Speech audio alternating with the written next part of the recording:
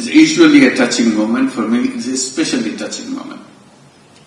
Because suddenly I'm coming from another world.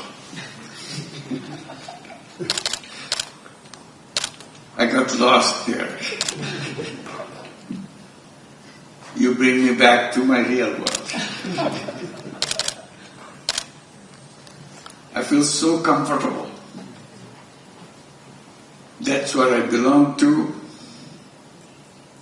That's where I enjoy being. And the campus always thrills me. By being with the faculty, with the students, with the challenges. This is an exciting world.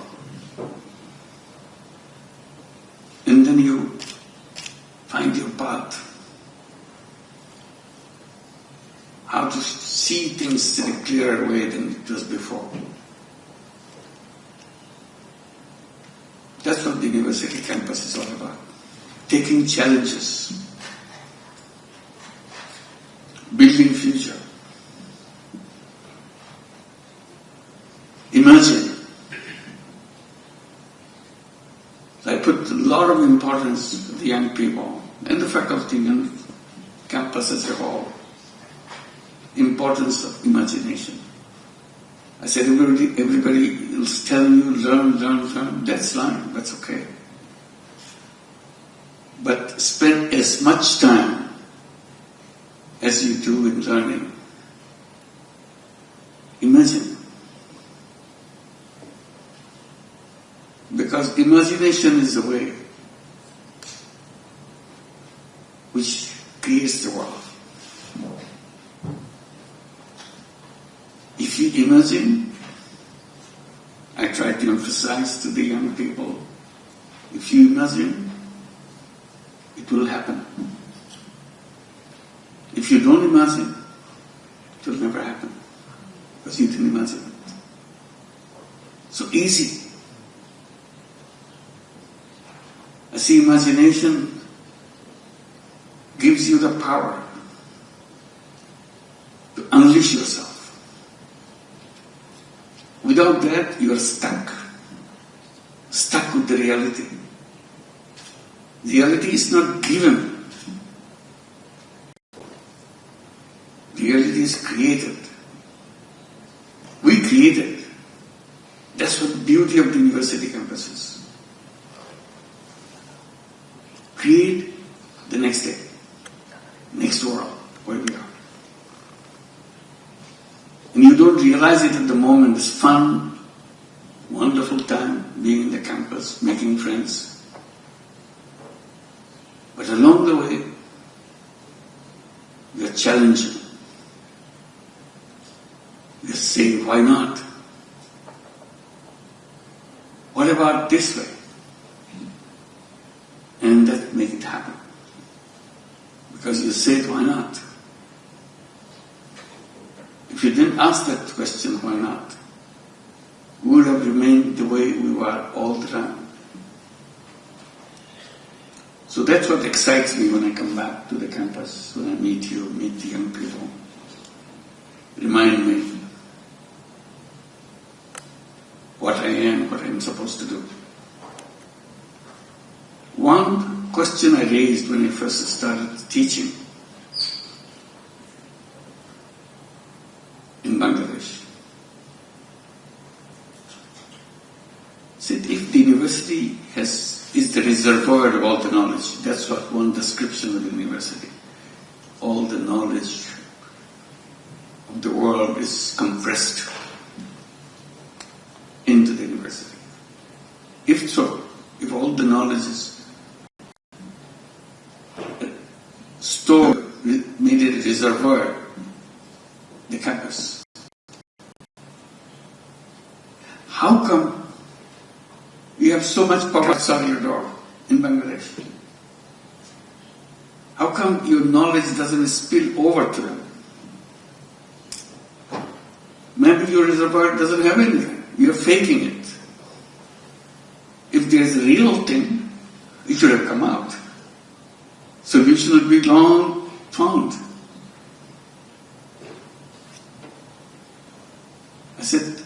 should be connection between the people who live outside the campus and the people who are practicing, learning, teaching within the campus. Now, there is distance. You don't want to pay any attention where you are located, who are people around you. Without them, knowledge has no meaning. Knowledge is for people. So you have people just one step outside your campus boundary. They don't know what you do. You don't know what they do. That pained me. I tried to cross the boundary. My colleagues in the campus hated it. They thought you are devaluing yourself. You are a professor. Why should you be with the farmers or the laborers, the shipbuilders? You demean us. I said, no. I said, as a professor, as a teacher, that's my job, to find answers. If I'm not finding answers, teaching is all in the book. You don't need a teacher. You need a teacher because he and she guides you. How can he and she guide you if he himself doesn't know anything?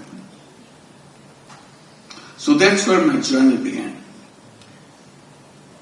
Amazing thing. Gradually, I turned around. I was the teacher in the campus. And suddenly I find myself a student in the village. Every day I'm learning. Years later I found out that's the best university I ever been to. The village women taught me so much. Today, whatever I'm saying, whatever I'm doing, all inspired by them. Giving tiny loans. I had no idea. No book tells me that I had to pay good. It's because of the necessity of the circumstances. Forced me to take action. Very innocent action. If you are the poorest, you get the highest priority. Which is the reverse. And I started challenging that. Bank says, no, that's not the way it works. I said, I know it doesn't work, but it has to work. They said, it will never work. I said, it's working. And that voice I raised again and again. It took a long time to get the attention of the universities around the world. Universities are shielded away. They don't want to get into subjects which are not in the book. And I'm doing something which is not in the book. They think it's a non-academic subject. I say it's very much academic subject. It relates to people's life. If it relates to people's life, it relates to... We are responsible. We are the people who design all the theories, all the things. We are responsible for this destruction. We put in our economy the critical factor, critical element, maximization of profit. So everybody is trying to maximize profit. And in the principle of profit, the more profit you make, more powerful you get. And all the wealth start coming to you. And you double it, triple it, multiple it. So the continuous force of profit pushes you to get all the wealth to yourself. No matter which country, which economy you take, wealth is fast approaching the people at the top. So few people in the top, a few percentage of people in the top, they accumulate all the wealth the nation has. Very little is distributed down the line. Globally, if you think, total global wealth is in the hands of few people. You can count them in number, you know them. That is not a tenable system. Simple. It will explode, it will destroy itself. Can we not do something? Of course we can do that if you think about it. Now that we are happy with this, we got our peace, we are happy with it. And the third one, which will kill, destroy the whole world, is unemployment.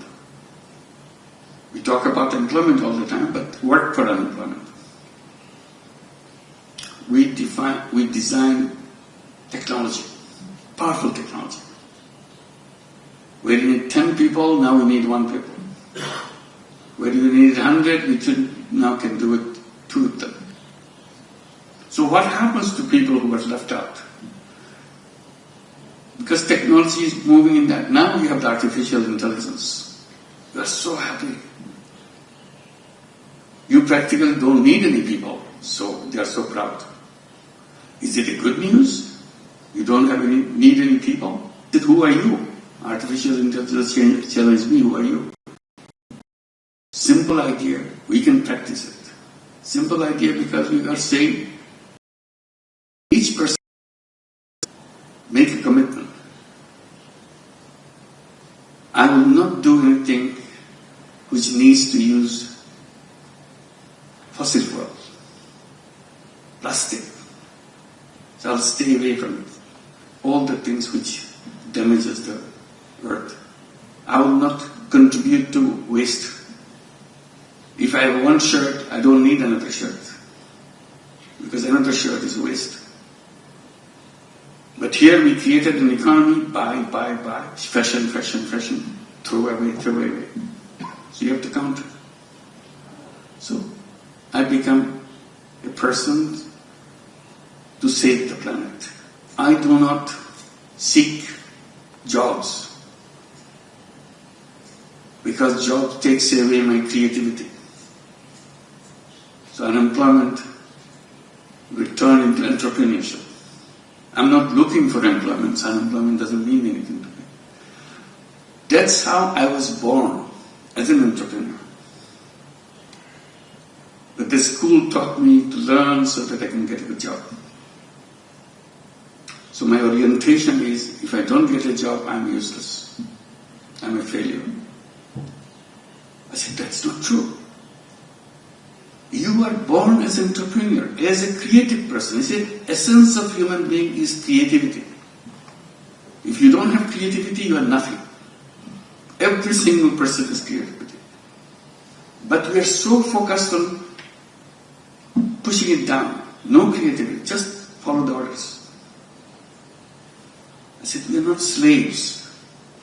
The more obedient I am, more progress I make in my job.